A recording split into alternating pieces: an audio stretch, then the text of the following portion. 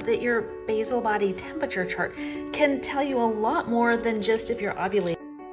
Just for clarity, this interpretation comes from my 20 years of clinical experience working with over 10,000 infertile women.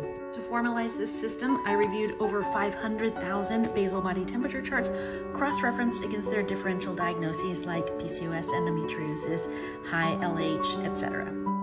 Okay, so let me walk you through this. So here's a typical basal body temperature chart that in my opinion is considered to be ideal.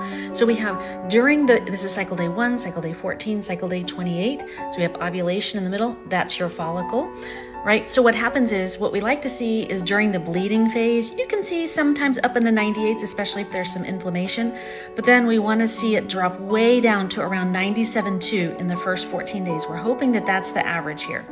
Then at ovulation, we see a little bit more of a drop. We see good cervical discharge. And then within a couple of days, we see a high surge to the 98s.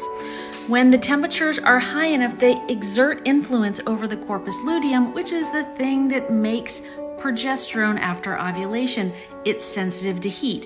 And so if we don't get the temperatures high enough, we simply won't get enough influence on the corpus luteum to make enough progesterone. So when people ask me, how do you fix low progesterone? It isn't about, in my opinion, fixing the low progesterone, but rather identifying where is this low temperature coming from and how do we fix the underlying causes of that? That typically causes the temperatures to come up, causes the progesterone to come up, and what we saw was a significant increase in people with recurrent pregnancy loss staying pregnant.